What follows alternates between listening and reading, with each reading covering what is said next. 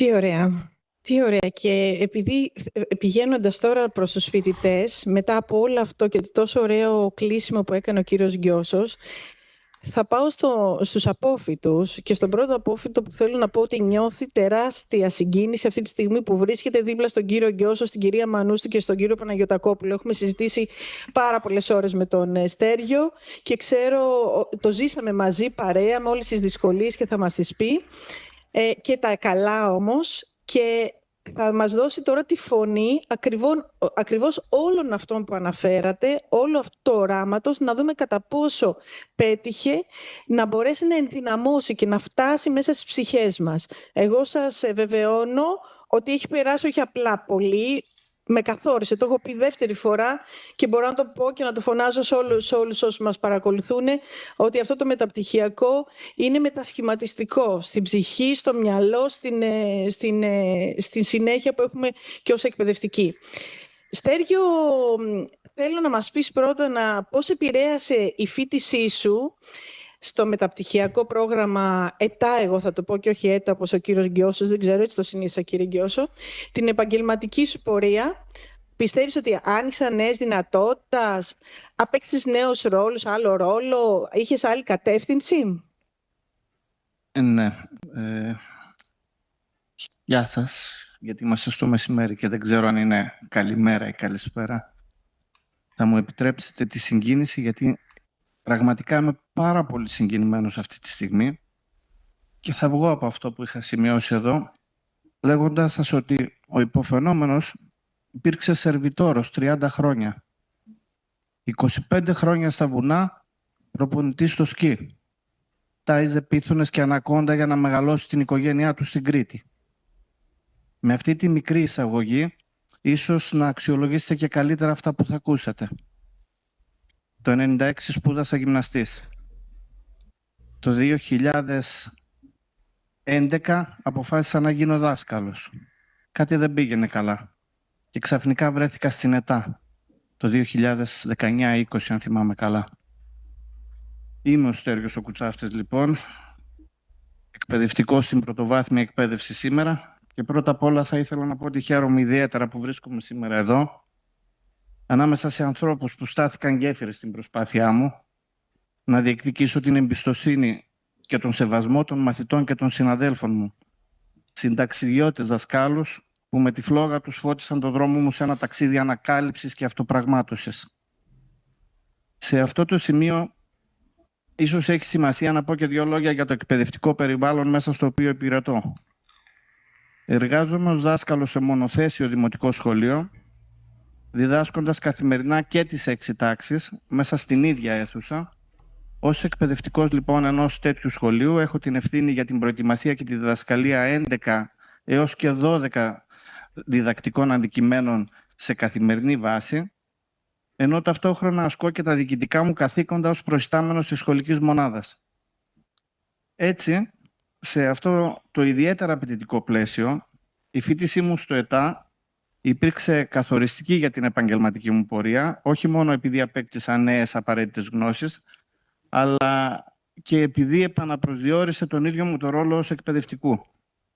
Αρχικά το πρόγραμμα μου έδωσε τα εργαλεία να ενσωματώνω τις νέες τεχνολογίες στρατηγικά και ουσιαστικά στη διδασκαλία.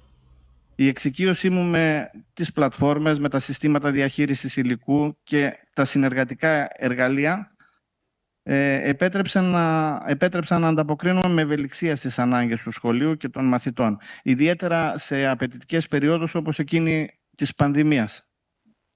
Δεν ήταν απλώς μια τεχνική αναβάθμιση, ήταν μια νέα οπτική για το πώς μπορώ να σχεδιάζω και να υποστηρίζω τη μάθηση. Ενδεικτικό αυτής της αλλαγής είναι ότι κατάφερα σε κάποια στιγμή να σχεδιάσω και να υλοποιώ ψηφιακό εκπαιδευτικό υλικό για την παράλληλη διδασκαλία 3 διαφορετικών τάξεων μέσα στο ίδιο 45 λεπτό, με εντελώς διαφορετικούς στόχους και μαθησιακά αποτελέσματα για κάθε ηλικιακή ομάδα.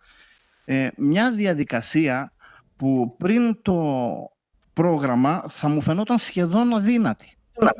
Και είναι πάρα πολύ δύσκολη διαδικασία αυτό. Παράλληλα, το πρόγραμμα ενίσχυσε τις ικανότητές μου στην επικοινωνία, στη συνεργασία και στην οργανωτική ηγεσία στον χώρο της εργασίας μου. Αν και διέθετα ήδη αυτές τις δεξιότητες, στο πρόγραμμα τις ανέπτυξα μέσα σε ένα απαιτητικό και τεχνολογικά εμπλουτισμένο περιβάλλον. Αυτό ενίσχυσε και την αυτοπεποίθησή μου και επέτρεψε να αναλάβω νέους ρόλους ευθύνης μέσα στο σχολείο. Ακόμη ένα από τα μεγαλύτερα ωφέλη κατά τη διάρκεια της φοιτησής μου στο ΕΤΑ, στο μεταπτυχιακό πρόγραμμα για το οποίο συζητάμε, ήταν η ένταξή μου σε μια κοινότητα μάθησης. Η συνεργασία με συμφοιτητές διαφορετικών ειδικοτήτων, η ανταλλαγή εμπειριών, η καθοδήγηση και η αμοιβαία υποστήριξη συνέβαλαν σημαντικά στη γνωστική και στη μεταγνωστική μου ανάπτυξη.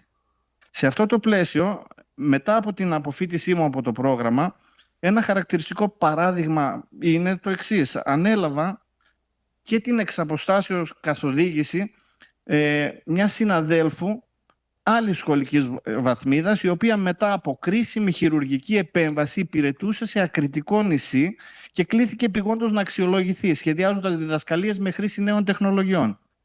Η εμπειρία μου αυτή να την καθοδηγήσω και να βγάλουμε εις πέρας μέσα σε ένα Σαββατοκύριακο τα πάντα, ενίσχυσε ακόμα περισσότερο την ικανότητά μου να υποστηρίζω, να αξιολογώ και να προσαρμόζω πρακτικές διδασκαλίας.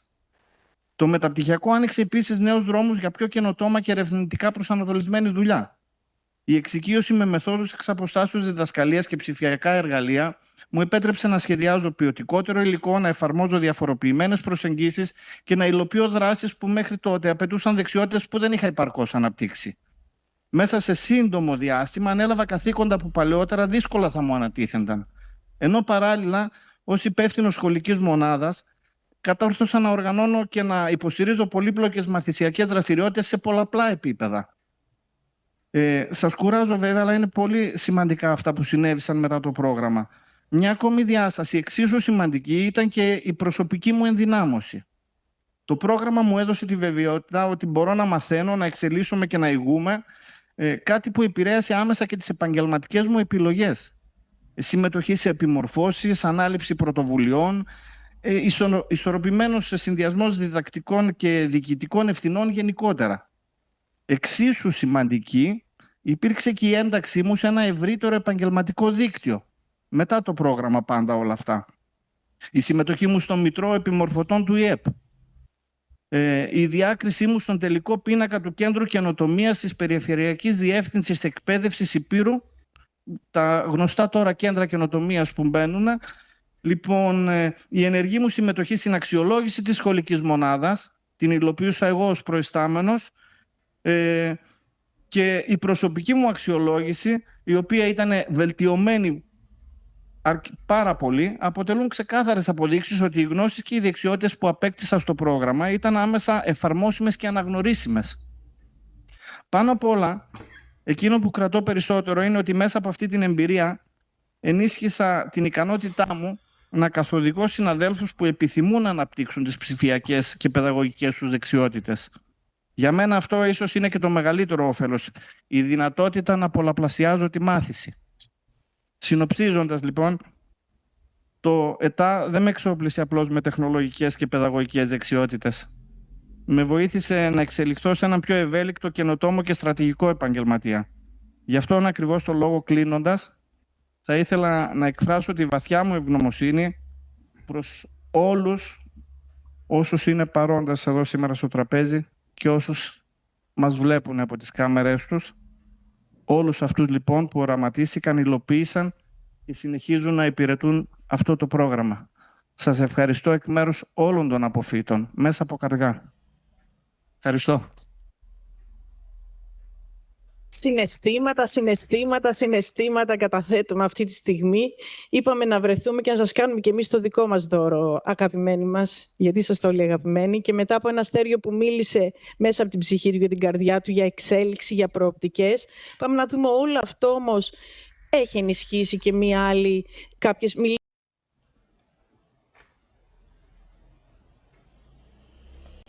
Θα πάμε πολύ γρήγορα τώρα στο Β' γύρο και θα παρακαλέσω τώρα τους αποφύτους να είσαστε λίγο πιο σύντομοι για να μπορέσουμε να δώσουμε και λόγο, γιατί γράφονται σχόλια στο chat, τα οποία εγώ δεν μπορώ να τα δω, αλλά η Βάσο θα μας τα διαβάσει μετά, πολύ γρήγορα και μέσα από την καρδιά σας, χωρίς κείμενα και χωρίς τίποτα. Στέργιο, Αλεξάνδρα, Ελπίδα και Γεωργία, υπήρξε κάποια στιγμή μετά το μεταπτυχιακό σας που νιώσατε ότι αυτή η κοινότητα σας έδωσε κάτι ουσιαστικό, μια ιδέα, μια ευκαιρία, μια έμπνευση ή μια αίσθηση συνέχειας?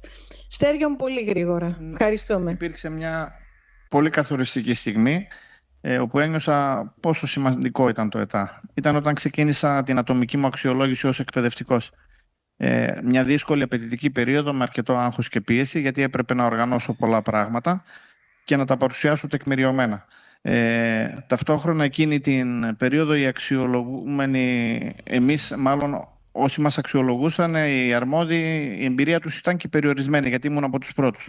Τότε στράφηκα ξανά στο εκπαιδευτικό υλικό της ΕΤΑ.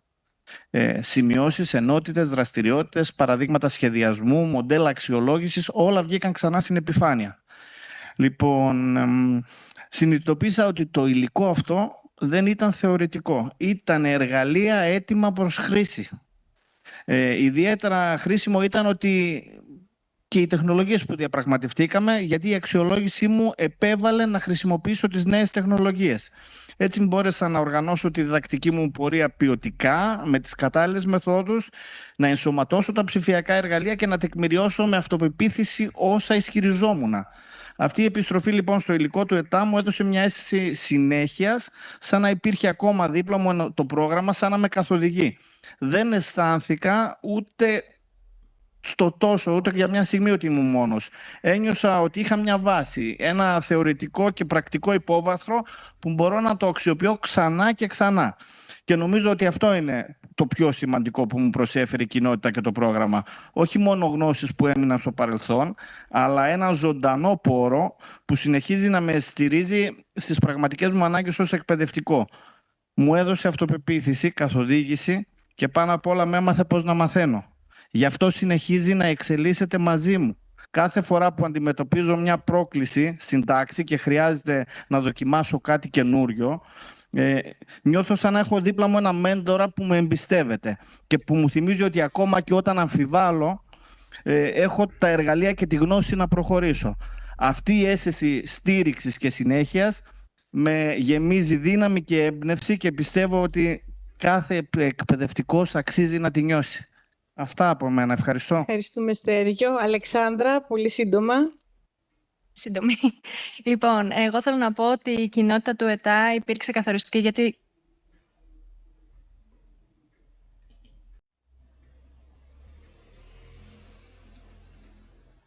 πολύ για τα σχόλιά σας και τώρα φτάσαμε στο τελευταίο μας χρόνο να έχουμε ερωτήσεις από εσάς για να μπορέσουν εδώ όσοι είναι, αν θέλετε κάτι να ρωτήσετε για να σας απαντήσουν οι απόφοιτοι, οι καθηγητές μας, είτε διαδικτυακά είτε διαζώσεις εδώ πέρα. Κυρία Νέρατζη, ευχαριστούμε πολύ. Πολύ ωραία να ακούω τους καθηγητές και τους φοιτητές και αποφοιτούντες από το πρόγραμμα. Είναι ξεκάθαρο πως έχει μεγάλη επιρροή και στην προσωπική και στην επαγγελματική τους ζωή. Θα ήθελα να ρωτήσω τους φοιτητές ή αυτούς που έχουν τελειώσει το πρόγραμμα, τι θα θέλανε να δούνε μελλοντικά στο πρόγραμμα.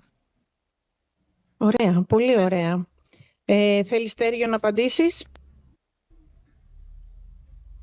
Τι θα θέλαμε να δούμε μελλοντικά στο πρόγραμμα, σωστά, αν άκουσα καλά.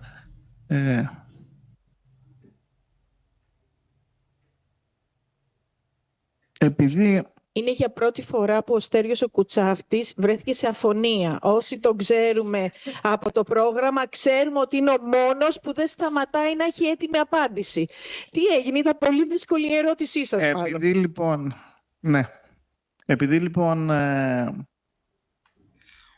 το πρόγραμμα ήταν πολύ εμπεριστατωμένο και όπως είπαν και οι καθηγητές μας, είχε τα πάντα μέσα. διαπραγματεύτηκε πάρα πολλά πράγματα. Δεν νομίζω ότι κάτι λείπει από το πρόγραμμα. Αυτό που νομίζω ότι λείπει είναι ότι όταν κάποιος μπαίνει καινούριος μέσα στο πρόγραμμα θα πρέπει να υπάρξει ένα μίνι σεμινάριο στο οποίο να ξέρει πώς να οργανώνει το υλικό για να μην βρεθεί πρωτετελεσμένον και να ξέρει πού θα απευθυνθεί για να έχει την ανάλογη υποστήριξη όταν θα νιώσει τη διαδραστική απόσταση, αυτή που μας κάνει να θέλουμε όλους να εγκαταλείψουμε εκεί στο δεύτερο με τρίτο εξάμηνο, που κλαίμε στους peer-to-peer ομάδες, στους συναδέλφους μας, ο ένας στηρίζει τη μία εβδομάδα τον έναν και μετά τον άλλον. Αυτό, ευχαριστώ. Να πούμε εδώ πέρα πώς αμέσως αυτό που είπες μόλις, Στέργιο, θα το κάνουμε πράξη. Είναι φοβερό, μαγικό, δηλαδή δεν προλαβαίνετε να σκεφτείτε. Και έχουμε τον κύριο Θωμά Βαγγελή που είναι το διδακτορικό που κάνει τώρα και θα κάνει μαζί με την κυρία Μανούσου την υποστήριξη των νεοεισερχόμενων φοιτητών. Πριν από εσάς, για σας το ΕΑΠ. Κάτι άλλο? Να σας ευχαριστήσουμε όλους που βρεθήκατε σήμερα εδώ, που συμμετείχατε. Ευχαριστούμε κύριε Λιοναράκη από μακριά που ήσασταν, τις συναδέλφους στην Ελπίδα και τη Γεωργία, κύριε Γκιώσο, κυρία Μανούση, κύριε Παναγιωτακόπουλε, Στέργιο και Αλεξάνδρα που συμβάλλατε σε αυτό το διάλογο, και το δίκτυο αποφύτων είναι εδώ για να παραμείνετε, κυρία Κουτσούμπα, όλοι όσοι ήσασταν εδώ και έχετε προσφέρει σε όλο αυτό, τους ΣΕΠ που έχουμε εδώ πέρα και δίνετε τον αγώνα σας μέσα σε αυτό το μεταπτυχιακό. Είμαστε εδώ παρόντες για να πρεσβεύουμε αυτό που το δημιούργημα που φτιάξατε. Ευχαριστούμε πάρα πολύ. Συγγνώμη.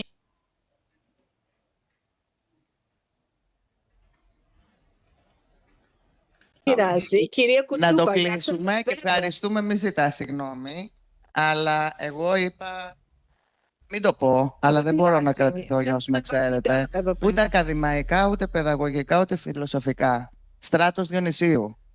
Όσο υπάρχει τράπουλα θα βγαίνουν ερηγάδες και όσο υπάρχουν δάσκαλοι θα βγαίνουν μαθητάδες. Σας ευχαριστούμε πάρα πολύ. Το καλύτερο κλείσιμο. Ευχαριστούμε πολύ όλους που ήσασταν εδώ και μας παρακολουθήσατε και διαδικτυακά και εδώ. Σας ευχαριστούμε και πάμε τώρα σε διάλειμμα. Ναι, και μια και εμείς ευχαριστούμε. Διονυσίου, η κυρία Κουτσούμπα, να πούμε ότι 3 η ώρα όσοι είναι...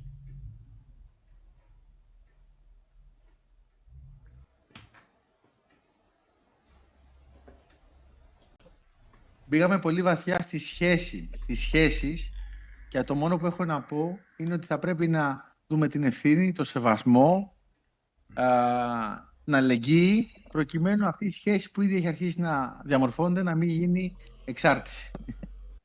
Ερωτήσεις, πορείες? Το όνομά σας και την ερώτηση.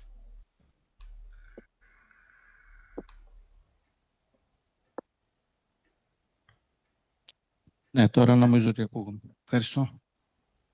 Ονομάζομαι Κουτσάφτης Στέργιος, είμαι εκπαιδευτικός στην πρωτοβάθμια εκπαίδευση και είχα τη χαρά να περάσω το καλοκαίρι μου παρακολουθώντας το σεμινάριο που ανοιχτά έδωσε στο Πανεπιστήμιο Κρήτης για την τεχνητή νοημοσύνη.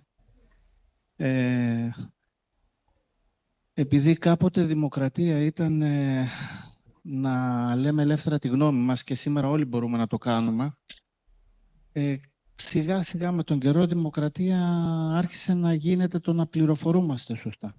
Και επειδή οι μηχανές λοιπόν, τα φιλαράκια όλα αυτά μας πληροφορούν καθημερινά, μέσα από τη συμμετοχή μου στο ανοιχτό σεμινάριο του Πανεπιστημίου Κρήτης για τα 2.000 παραγόμενα τα οποία έγινε λόγος στην αρχή, διαπίστωσα ότι το Gemini, το Copilot μας δίνουν κάποια εγκυρότητα από την άποψη ότι το Gemini στέκεται πάνω σε δεδομένα που δημοσιοποιούνται και στην Google. Το Copilot μας δίνει μετά από διασταύρωση δικιά μας σωστές παραπομπές βιβλιογραφικές, αλλά κάτι γινόταν με το ChatGPT στο διατάφτα.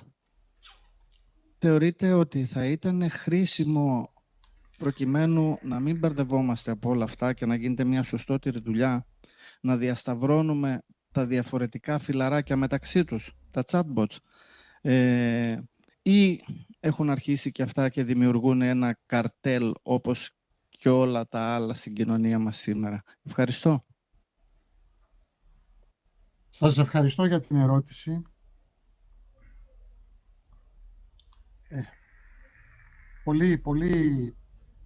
πολύ δύσκολη ερώτηση. Να σας πω γιατί.